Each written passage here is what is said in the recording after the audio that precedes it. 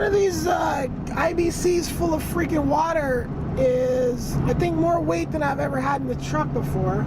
And I saw 2 people yesterday with 2 of these in the back of their truck. They look like big trucks like this, so this thing filled up in like 45 minutes or something with the regular garden hose. I'm gonna be there for at least 2 weeks. It should take 10 of these to fill up my tank, and then whatever water I use while I'm out there, so probably don't need to worry about it. Now that I don't have to pay a down payment on the backhoe, 20%, that was a chunk. Now I just have payments. I'm going to use that money to buy a load of IBCs.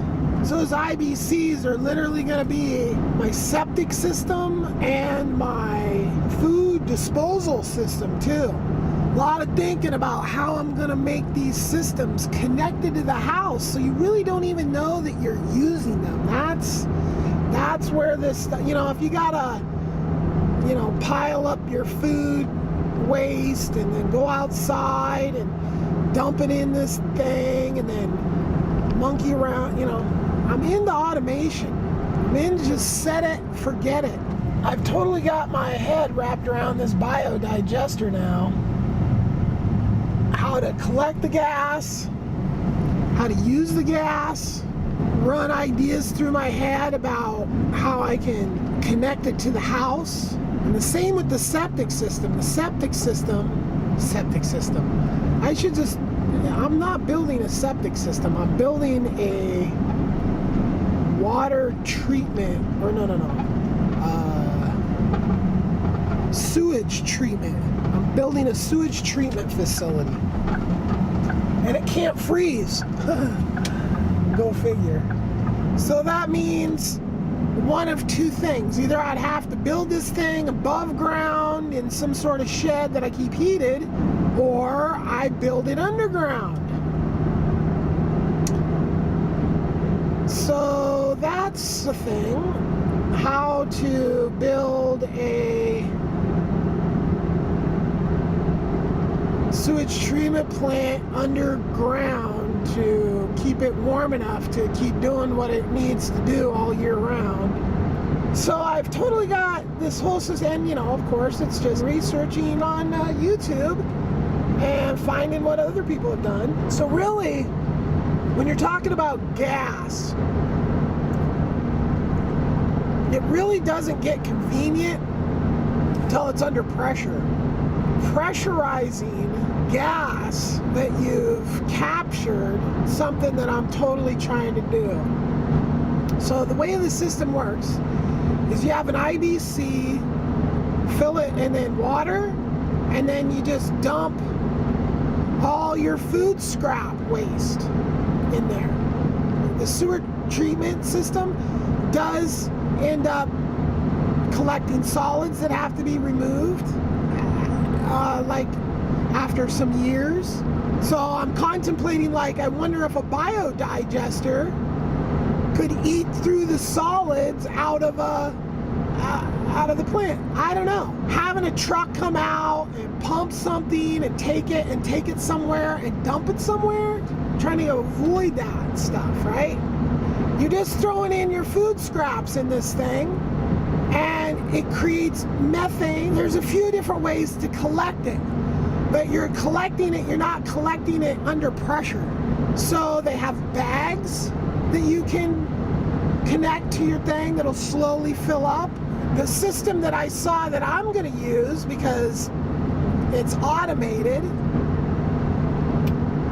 is a floating barrel inside of another barrel with water. So the gas percolates up through the water, which is a necessity for scrubbing the gas before it's used. There's a couple filtration processes that have to happen before the gas can be utilized. Simple stuff. Steel wool. You pack a tube full of it, and you run the gas through that. That's one, and then the water's 2, and that's it.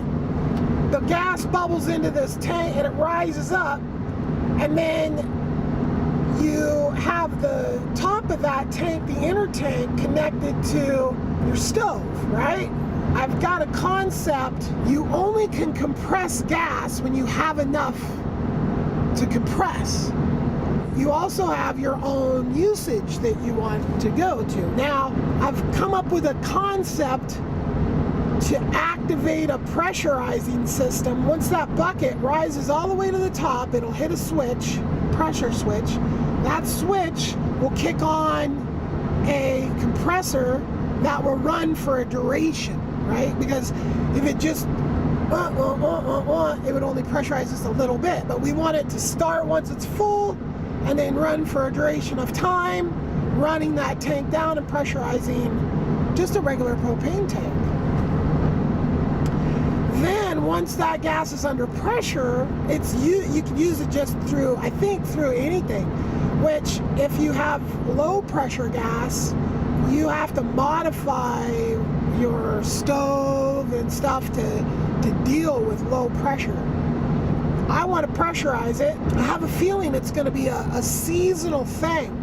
So during the summer, this thing will work a lot better than it will during the winter. To keep a constant amount, I'll just have a system set up that'll automatically be filling tanks.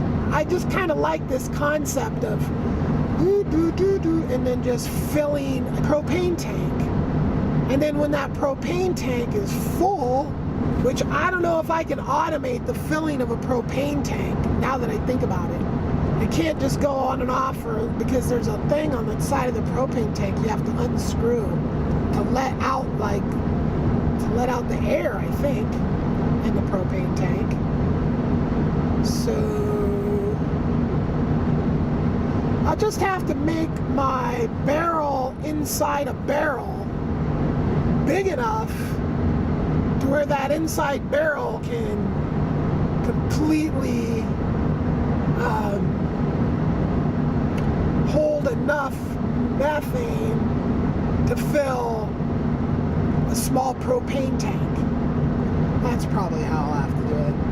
I'm pretty excited about this stuff though. I literally just stumbled onto these two things. And these two things are things that I've just been like needing a better system than, I mean, a septic system is like $12,000 or $13,000, and it takes up a huge area of your property for a leach field that then, you know, has only been treated like, the system that I'm gonna build, if I just copy identically what I saw this other guy do, it's got 7 IBCs, and then they're just all in a row. So the first one's like the collection and separation, and then the next 2 are, it's either anaerobic or aerobic filtration. So the first 2 steps are filtration with no air. All the organisms that are in those first 2 tanks, oxygen's bad for them. Which I'm very curious to find out if there's methane coming out of this system too. Ooh, methane, ooh. Because there's no reason why I couldn't tap off of this system as well to get even more gas, right? First one's collection, the second 2 are either anaerobic or aerobic, whatever one doesn't use oxygen. Then the next 2 or 3, let me see, we're at 3. So if we had 3 more, we'd have 6. Yeah, so the next, it might be 3 and 2 or 2 and 3 or 3, I don't know. The next few use aerating gizmos.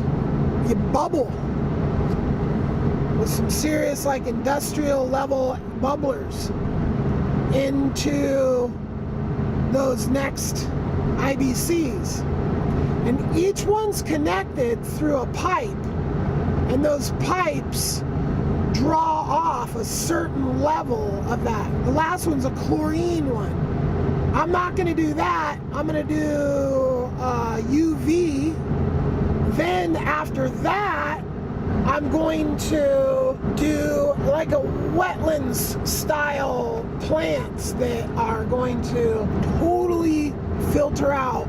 Now this part is the hard part, because how does that stay warm? How does those plants and all that work during the winter? Because it freezes up here. I'm very curious to research that part of it, because this is just like my little addition, because just taking it to that next level where then every nutrient that makes it past all that is absorbed by plants, because it's just nitrates and phosphates, right? Fertilizer. Probably gonna water like the windbreak trees or something like that with the stuff. Then the final, where the water finally goes, that's like 1,000,000,000 times better than a septic system. I mean, the septic systems are, I mean, I don't want to bash it too bad because it's a tried and true method, but it's just so expensive for what it does. I mean, it doesn't treat the waste at all.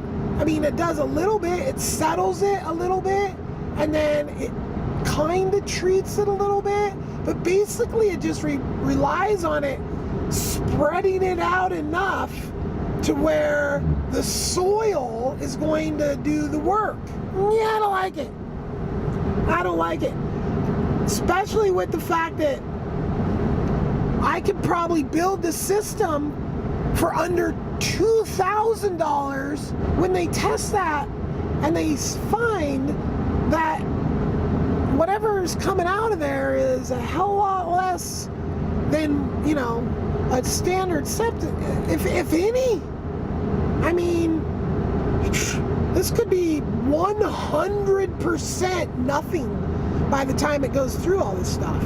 So, and how do you argue with that? Like, you know, oh, well, that's not permitted. You're not allowed to clean your fluent that much. I don't know. I got a feeling I'm going to need to call my representative and have a conversation with them about all the things I want to do and how important it is that they just let me do them and then come and give me permits based on how these things work. Peace.